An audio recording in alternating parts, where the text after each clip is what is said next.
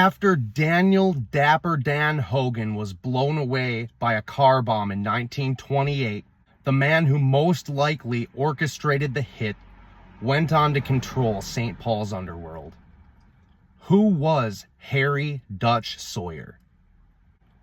Welcome to Twin Cities True Crime Tours with Taylor. I'm Taylor Nielsen. Harry Sawyer was born Harry Sandlovich in 1890 into an Orthodox Jewish family in Lithuania, which was then part of the Russian Empire. Harry's family came to the United States in 1891 and settled in Nebraska, where Harry attended a religious school and had a traditional bar mitzvah at age 13. He later worked as a butcher. His criminal career began in Lincoln, Nebraska, where he pleaded guilty to a 1915 robbery of a Standard Oil office.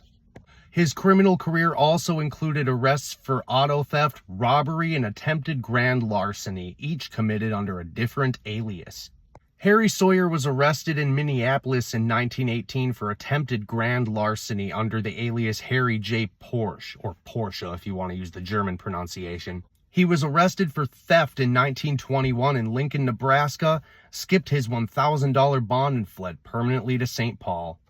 By 1923, Sawyer had joined Daniel Dapper Dan Hogan in operating the Green Lantern Saloon, where he assisted Hogan with the disposal of jewelry and stolen goods.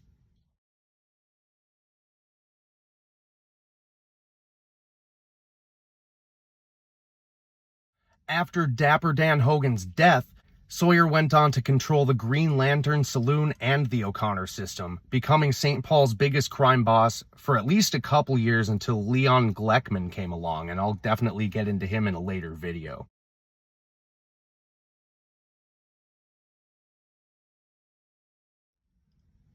As a matter of fact, while we're talking about the Green Lantern, I'll show you that right now. Alright, so here I am at 545 Wabasha Street in St. Paul. This is the former site of the Green Lantern Saloon. This is where criminals would come to check with either Dapper Dan Hogan or Harry Sawyer through their police connections and the O'Connor system. It's said that the actual entrance to the saloon was around back, actually. That's how the criminals got into the Green Lantern. I think regular folks would just come in the front. This is probably where the back entrance would have been to the Green Lantern. Now, as you can see, it's an apartment complex and a parking garage. Now, this is parking for 555 Wabasha Street. So yeah, the former site of the Green Lantern is currently used as parking, and I believe that's an apartment complex up there.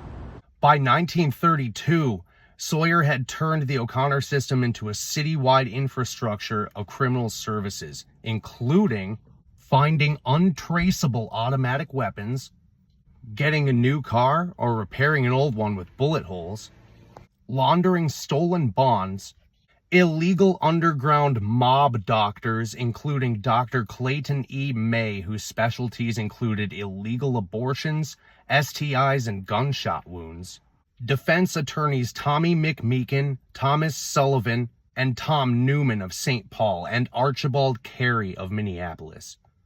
A rotating supply of freelance gunmen, also through a system of telegram codes, mail drops, aliases, and safe houses. Gangsters and criminals could send and receive messages to and from each other from all over the country through Harry Sawyer.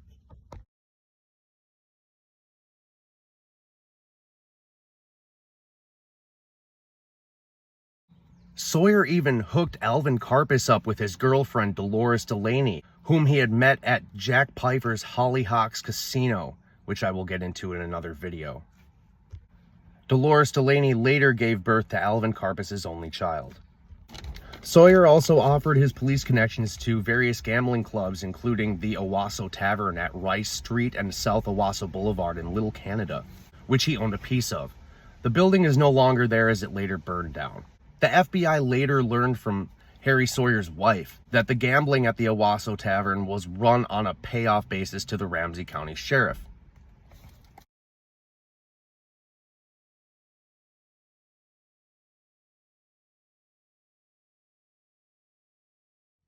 And actually, I'll show you the Owasso Tavern right now, or the former site of it anyway. All right, folks, I'm standing at the corner of Rice Street and Owasso Boulevard in Little Canada, Minnesota. And actually, Rice Street is the border between Roseville and Little Canada. The side I'm standing on is Little Canada. This is the former site of the Owasso Tavern. I'm not 100% sure which side of this street it's on. The building no longer exists as it burned down. But yes, anyways, folks, this is where the Owasso Tavern was.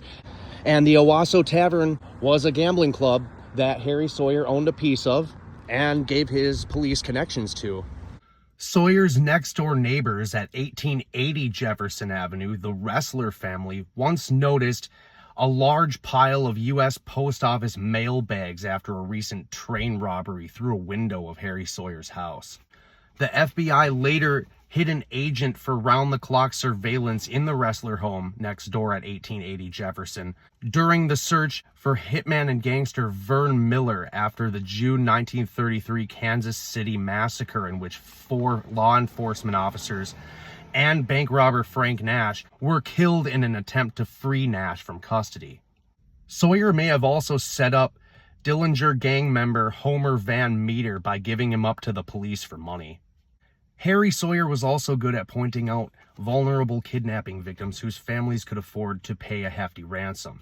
Sawyer helped plan the abduction of a man named Edward Bremer, who was a successful banker and the son of Adolf Bremer, who owned the Schmidt Brewery. According to Harry Sawyer's wife, from 1926 to 1933, Sawyer had an arrangement with the Schmidt Brewery to have real beer instead of near beer delivered to the Green Lantern. The beer was transported through an underground tunnel to the home of brewery employee Carl Schoen on Erie Street. The Bremer kidnapping was ordered by Harry Sawyer and carried out by Fred George Ziegler Getz of the Chicago outfit, along with the Barker Carbis gang.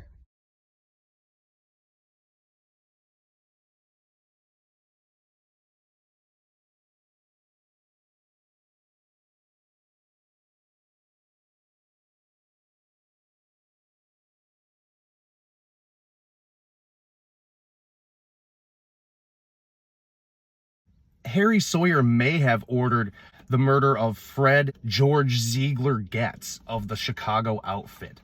My research indicates that it may have also been the Chicago outfit that ordered the hit, but nonetheless, it appears evident that he was killed in order to keep his mouth shut about the Bremer kidnapping. After being indicted for the Bremer kidnapping, Harry went on the run, passing through several states until he was apprehended in Pass Christian, Mississippi on May 3rd, 1935. Harry Sawyer was convicted of the Bremer kidnapping on January 24th, 1936. He was sentenced to life imprisonment.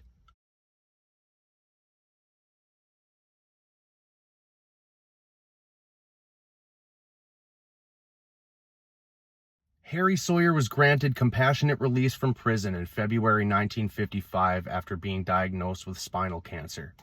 He died in Chicago, Illinois in June 1955, and his body was interred at West Lawn Cemetery in Norridge, Illinois, a suburb of Chicago.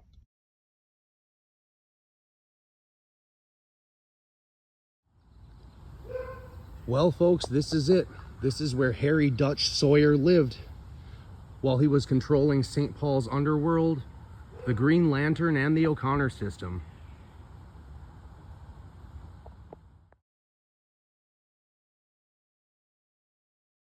Right next to it is the Wrestler home right here.